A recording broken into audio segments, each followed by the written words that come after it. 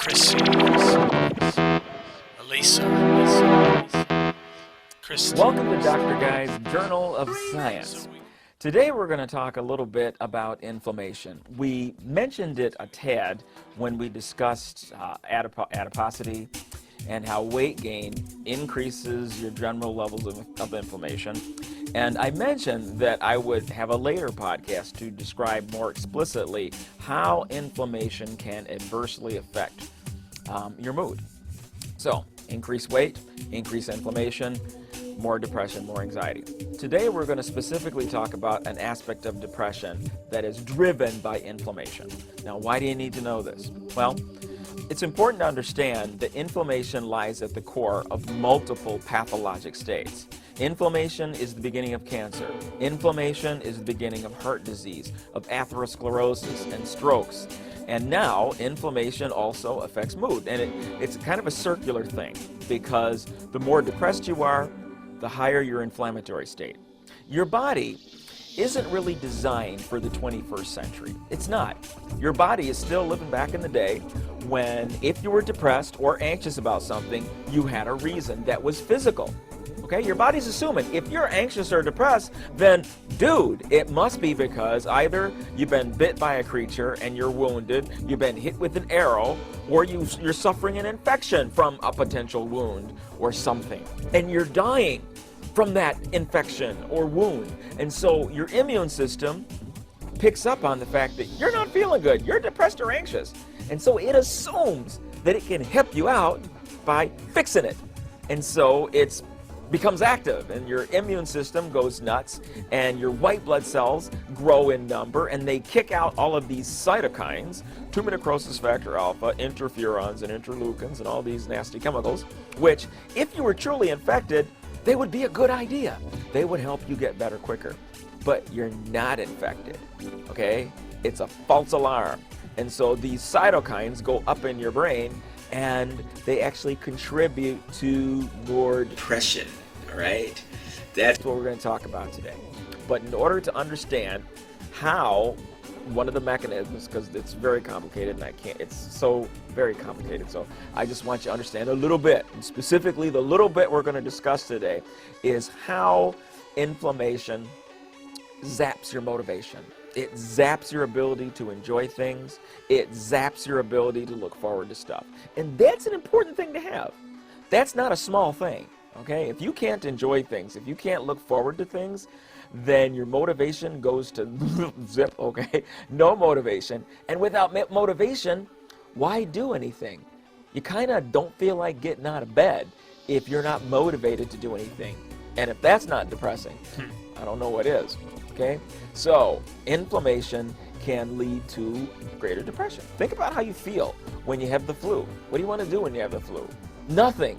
You don't enjoy anything. You don't look forward to anything. You just stay in bed and like veg because that's all you're good for. That's inflammation at work. All right, so let's get started. Newton's first law, the law of inertia, basically says that a body at rest wants to stay at rest, and a body in motion wants to stay in motion unless some outside force acts on it to cause it to change, causes it to start moving or to change course. Well, the human brain is kind of like that too. Our behavior is subject to this law of inertia. We're going to do things the same old way, day in and day out, unless something motivates us to change course. Okay, that's how we are. Now, what are those motivating factors? There are several of them, and I think it's really cool to look at this, look at these clues. But before we get into those, I want to point out that if you think about it, what motivates us to do things or to do things differently? Nature gives us many clues. Saying rest. She's thinking, rest is so awesome. I love sleeping. Sleeping is like my favorite thing to do ever. Why don't I just keep doing this? Because when I try to hunt, my other hobby, I get injured. It's difficult. Today I went out for a little buffalo for breakfast, and I was negotiating the deal. I almost had my favorite meal, and then along come these interlopers, these intruders, and they had the nerve to flip me in the air, not once, but like twice, 2 times in the air twice. and it was extremely uncomfortable. And when I think about it, I have like PTSD now, and I think I need a new hobby. I'd like to like just rest and collect flowers and like put them on my head and stuff, and that would be like totally, that would be the ideal job. That's going to be my new hobby. Now, how long do you think Anna's going to be able to maintain that new hobby? Not terribly long. You know why? Because of motivation, all right? One motivation that moves us mammals to behavior, not just mammals, but all living organisms, is a little something called hunger. And you can imagine yourself eating flowers all day long, and it won't bring any pleasure. However, the hungrier she gets, the more pleasant the thought of eating a steak is going to become. And that thought is going to pop back into her head over and over until she goes out and finds herself a steak, okay? Because that's what lions eat, and lions need to eat to stay alive. And her reward system is built around maintaining nutrition. So Anna's predicament gives us one idea as to what motivation is all about. We have many motivations, and hunger is just one of them. Now, I'm going to divide motivation up into several categories here as I go on with today's presentation. In Anna's particular case, her hedonic drive was what forced her to forget about eating flowers and pursue a carnivorous diet once again. All right? Pleasure. Pleasure comes from eating, and pleasure is a stimulus that motivates us to action. It works really good from the time we're babies all the way into adulthood. Pleasure will always be a motivating factor that gets us to do things. Now, motivating factors can be divided into several subcategories. There are selfish drives. Those are things that only reward us. We're the only ones that get anything positive out of it, all right? And then there are selfless drives. These are things that we do for the benefit of others predominantly. And then there are drives that are of immediate gratification. These are things we do because right away we're going to get some pleasure out of it. We're going to get some reward out of it. We're going to feel good very quickly compared to when we do the thing, all right? That's immediate gratification. And then there are other rewards that are about delayed gratification. We're doing it, and we trust that in the future there's going to be more overall gratification for us or our loved ones. That's delayed gratification. Okay? So, selfish drives, selfless drives, immediate gratification, and delayed gratification. Those are the four types of motivations that get us to either start doing something from a position of not doing anything, or to change course, to change what we're doing to an alternative behavior. Now let's start with the high-value targets. These are things that cause immediate gratification and a lot of it. What are the things that give us the most immediate gratification? Well, number one, in terms of frequency, is got to be food. Food gives us pleasure. The hungrier you are, the lower your blood sugar, the more pleasurable it is. Things especially high in sugar and fats, those give the biggest reward. We Americans have problems with that kind of stuff, okay? But it's immediate gratification, food, they go together, right? Now, number two, sex. Doesn't really require a lot of discussion. I think it gets so much discussion that kind of like we've gone overboard on that one. But clearly there is gratification and it's immediate. Hello. Okay, so sex. Number three, drugs and other substances of abuse. Alcohol, cocaine, marijuana, you name it. These are substances that you use and immediately you feel better. Okay? And once your brain figures that out, once your brain knows where to shop, every time you feel depressed or bored or anxious or you're feeling down and your brain remembers where to get immediate gratification, it brings you back to that so that you can do it again. The brain likes to be relieved immediately. So that's an issue. Okay? So drugs, alcohol, substances, those are sources of immediate gratification. Next, acquisition of valued objects or funds, money and stuff. Shopping. Personally, that's something that I struggle with, okay? A lot of people do. And I'm not saying that to excuse my vices, but yeah, shopping, Men and women might shop for different things, but we can both be just as encumbered by this drive. It feels good to shop. And when you're feeling empty, sad, blue, or whatever, shopping, it's a nice remedy, okay? That does give immediate gratification. Shopping, or not shopping, but acquisition is the name of that thing. Acquisition, acquiring things that we want, makes us feel better. It's weird, you know, like I like online shopping, right? And so it's really exciting when you order it and you're looking forward to it. And when you get the notifications in your email that it's on its way and it says what day it's going to arrive, and then it arrives and you see the box on your porch and it's like, woo! And it's so exciting. All the way up until you actually open the box and lay eyes on it and you remembered, oh, I remember ordering this. And then the thrill's like gone, okay? It's like acquisition is over. It's yours now, so it's not acquisition anymore. And you're fine. And now it's like, oh, I gotta get something else because I'm feeling empty all over again. Anyway, and lastly, thrills. Now, not everybody likes thrills, by the way, okay? Some people, especially if you're an anxious person, if you're somebody who worries a lot, if you're somebody who things bother you and you ruminate over past losses or hurts or wounds, you can't let things go, you're probably not going to be addicted to thrills, okay? That's a particular personality type. But some personality types, they really enjoy thrills. They like taking chances. They like jumping out of helicopters and skiing and underwater diving. And I like diving, that's not so bad, but they like to go like way down there where the sharks are and like go in caves and where it's dark and spooky and stuff. And they're like, they take a lot of risk and they find it thrilling.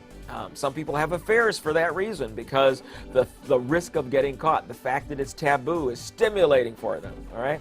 So thrills are number 5 on sources of immediate gratification. And again, these are behaviors, now I should say these are motivations for changing your behavior, from doing what you're doing now in pursuit of a better feeling through immediate gratification, all right? Next, moderate value targets. Now, we talked about high value targets. These are things that if you do, the drugs, the sex, the thrills, these things give a big boost to your mood. Woo! You know, yippies. They make you feel really good, really fast. Now, these things, these moderate value targets, they still involve immediate gratification, just not as high as the things in the first category. These are things like non-sexual affection. You know, affection from like your mom, your friends, you know, your pals, you know, it's camaraderie, doing, when you're working on projects together, just buddying around, enjoying good company. You're still getting reward out of it, okay? You're not getting nothing, all right? You're getting it's pleasant, all right? But that is a reward. You know, the company of good friends is a reward. Right? Now, second to that and related is respect or honor. Getting respect from others for the good that you try to do, including the exercise of your talents. Let's say that you're a really good musician. You want to be able to exercise that, preferably in public, okay? If you're into dancing or into other forms of art, or you do something else that you're very good at your career. You get pleasure from the exercise of the special talents that you have. One of the reasons that I think you see such low incidence of anxiety and depression in Amish communities, I think there are many reasons why the Amish lifestyle is actually psychologically healthier than what we see in industrialized countries. One of the things, however, is that children in these communities learn skills from very young ages. They know how to do stuff. They know how to do stuff. They can do things like basket weaving and hoeing a garden and picking weeds and grinding flour. I don't know what they do. These are Amish people. Like, what do I know? I mean, they do farmy stuff, right? But anyway, the children learn this stuff from a young age. And there is something to be said. It gives you a sense of fulfillment knowing that you are competent to do things. Okay, it does. You're not completely useless. You're not at the mercy of grown-ups. That there are things that you can do and maybe do well. That's important. Our children in industrialized countries like the United States, so many of them don't. They're not expected to know how to do anything until after they graduate from college. My goodness, even then, many people don't feel good at anything. All right? But having some degree of personal competency, having a skill, having a gift that you're good at, that is important. That is so important. Because later on, that is going to be a source of pleasure that you're going to be able to exercise and experience for the rest of your life. So that respect from others for the good that you try to do, for the gifts that you have, that's a source of immediate gratification. And lastly, the vicarious pleasure that you get from watching people, from watching like plays, from watching movies, television shows, reading books, listening to the radio, whatever. When you're doing these, you are vicariously living through the main characters, the people that you identify in your book, that you identify with in your book or your show. And that gives you a vicarious source of pleasure. You're going through their travails and triumphs. And it's not as much as if it were you, obviously, but it's something. And I'm going to tell you, we can get dependent on that particular form of pleasure. I've had several patients who fell into a much deeper state of depression because they could no longer afford cable, and they said, they were complaining that all they could do was watch Netflix. They were so sad because they didn't have access to cable anymore. And it was just amazing how much difference that can make. Now, I'm not saying that you should be dependent on cable TV, not at all. But what I am saying is that is a source of moderate immediate gratification. Okay. Now, next, we talked about positive immediate gratification, where you get instant pleasure. There is the other side of it, the other motivator that is just as strong. And what is it? Fear. Fear. Fear of losing things. Fear of and relief from physical and emotional pain and discomfort. Boy, that's a big one. Fear of emotional pain and discomfort, fear of physical pain and discomfort, or relief from either of those. If you're in that state, you want to get away from it. That's a motivator. That will motivate you to do things you would otherwise not even think of. But you will put yourself through the travail in order to not experience physical pain or emotional pain or discomfort. Okay? Now next, fear of and release from unwanted losses or obligations. All right. Not only do you want to not want to experience physical pain and loss, you don't want to lose the stuff that you already have. You don't want to lose the people that you already have. Okay. You don't want to lose your reputation. So for that reason, people will do stuff. If they feel that big important things are threatened, they're going to lose money, if they're going to lose prestige, authority, power, you name it. People are motivated to do things in an effort to not lose those things, or if they're in the midst of those losses, they're going to do things to try to get those things back. Okay? And the last big fear thing is the fear of or relief from guilt and shame. Nobody likes to feel those things. And if somebody's going to be exposed and have to endure some shame, they will change their behavior to avoid that exposure. All right? So fear of pain and loss, fear of physical pain and loss, fear of emotional loss, fear of guilt and shame.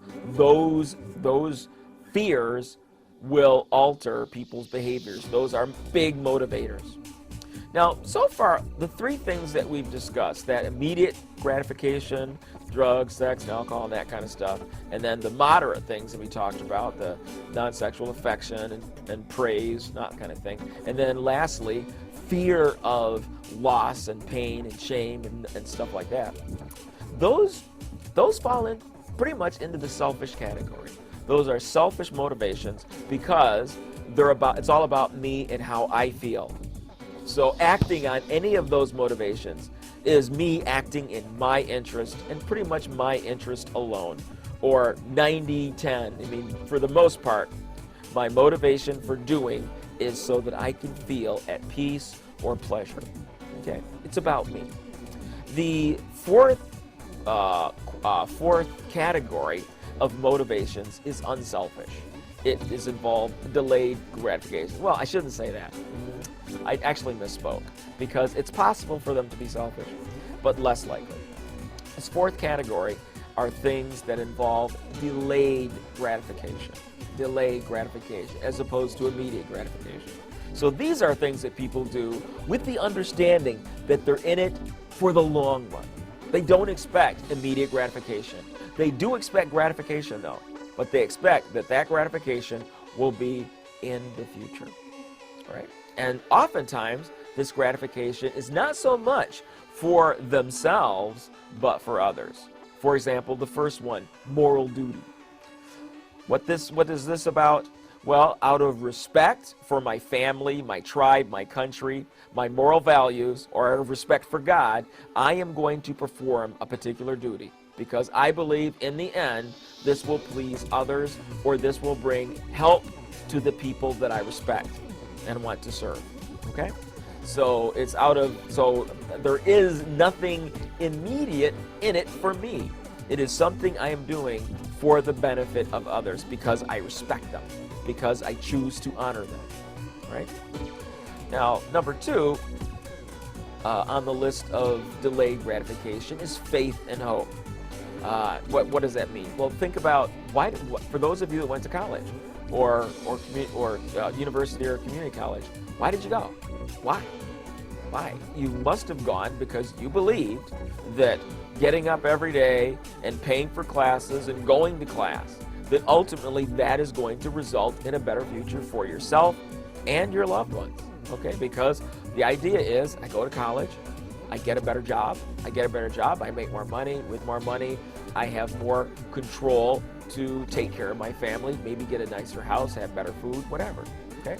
So this is not immediate gratification. Nobody goes to college for immediate gratification. And if they do, they usually flunk out in the first semester. I used to be a professor at Eastern, and when I was there, we lost almost half of our freshman class every year because they went to college thinking that they were going to party. Well, if they came and partied, they usually didn't survive academically. Good students go with the understanding that the benefits are going to be by and by in the future. Okay? So they had faith. They had faith in the degree, they had faith in the system, faith in themselves, and hope that everything would pan out, that they would graduate and get that job. But they believed, their belief was that hard study, and patiently taking tests and doing the behaviors, that would ultimately result in award. They didn't have guarantees of it, but that was their hope.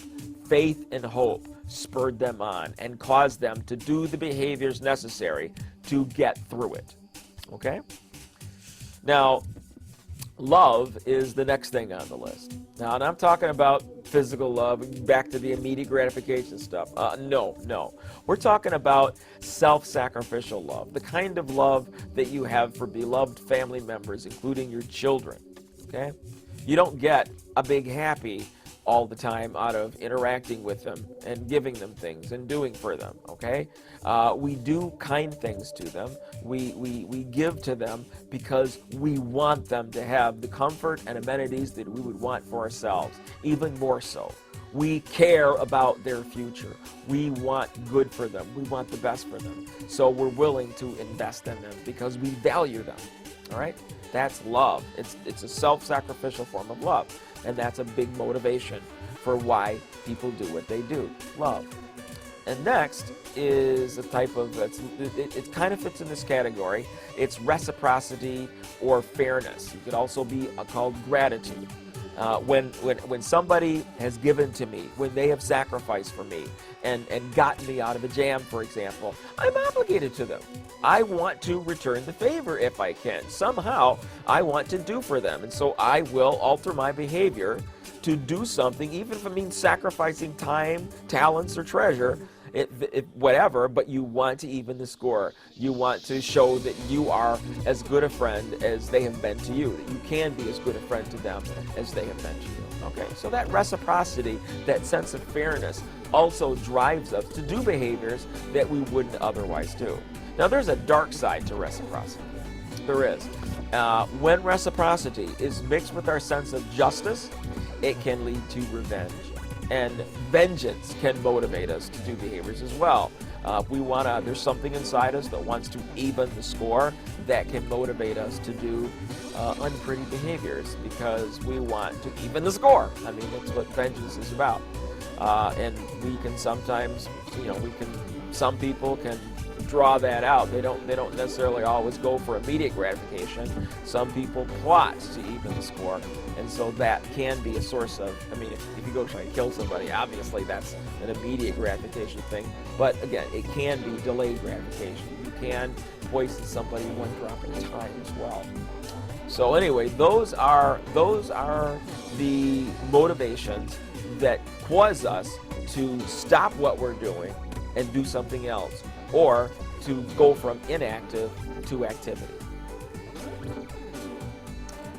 So here we see it in color-coded boxes. The blue boxes represent those things that are predominantly selfish in nature, predominantly aimed at pleasing ourselves. And then in the brownish box, we have the non-immediate reward, the delayed gratification things that we just discussed. Now, they're not all balanced like that, to where there's, 1/4 of the time it's immediate gratification, 1/4 of the time it's it's fear-based, 1/4 of the time it's moderate immediate gratification, and then 1/4 it is delayed gratification. No, it's not quite that way. Not quite that way. It really depends on where we are in our particular stage in life and where we are in terms of maturity. If you live long enough, aging is not optional, okay? However, maturity is. Aging isn't optional, maturity is. And everybody starts out immature. And in our immature state, we are driven by our immediate gratification desires, especially food, all right? Food and stuff, acquisition, and fear.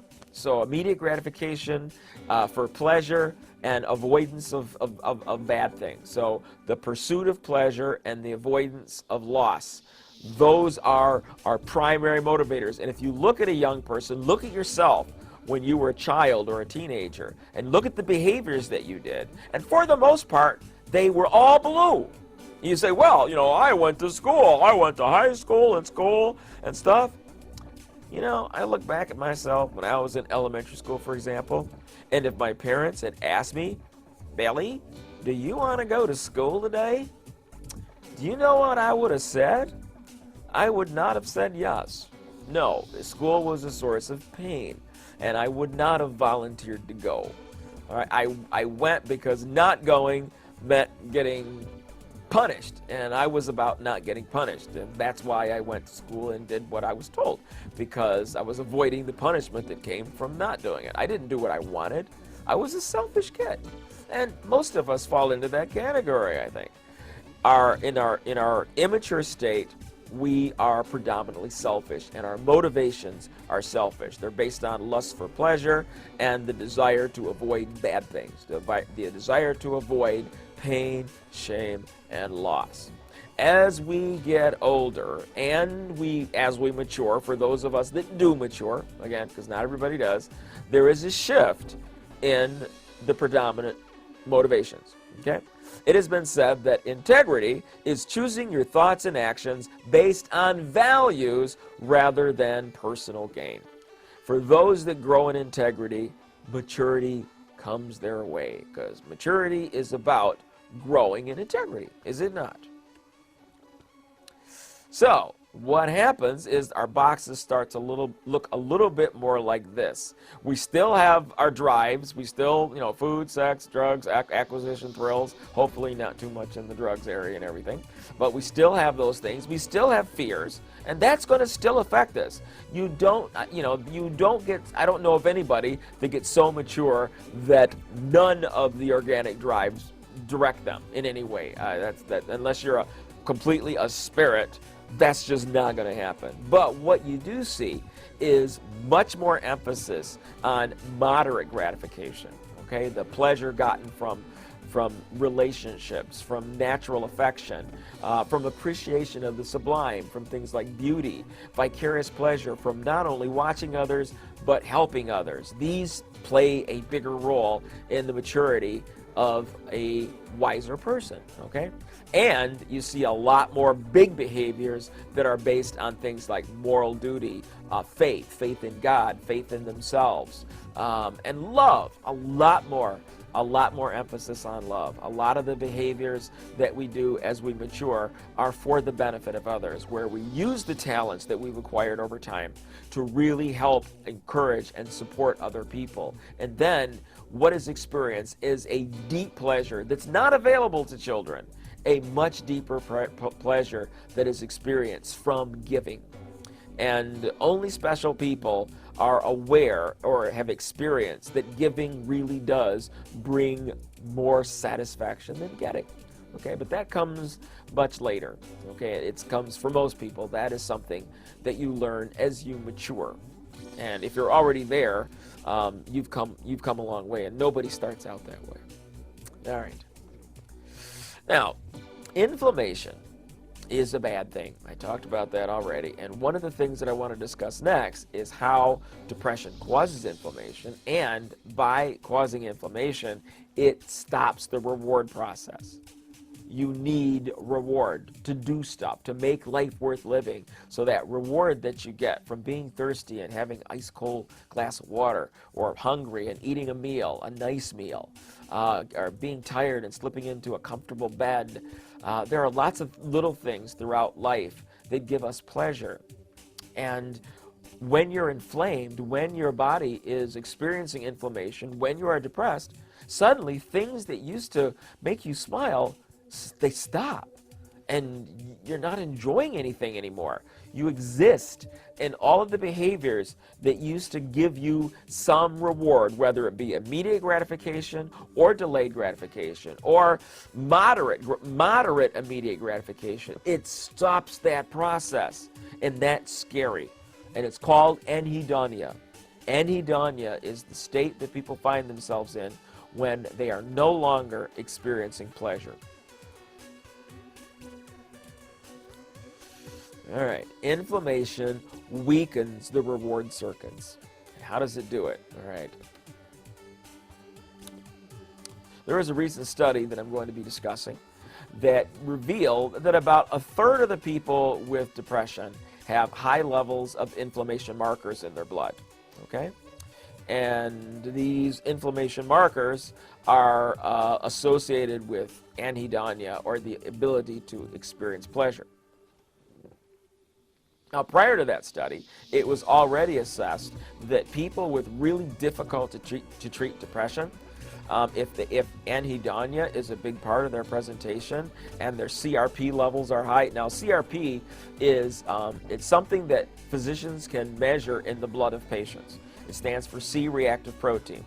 As the levels of this protein become higher and higher, it reflects how high the inflammation is in the blood. So if there is a high amount of CRP, then pretty much guaranteed you are going to have high TNF-alpha, interferons, and interleukins in your blood. So that means the white blood cells are very high level of cross chatter, and they are releasing all of these chemicals. And as a result, you're going to have a high amount of inflammation.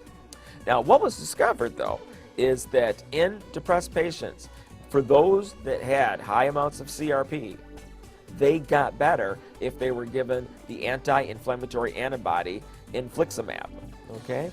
But not the groups that had low CRP levels. And so what that tells us is that inflammation is the source of their depression, okay? Because you're not giving them an antidepressant to make them feel better.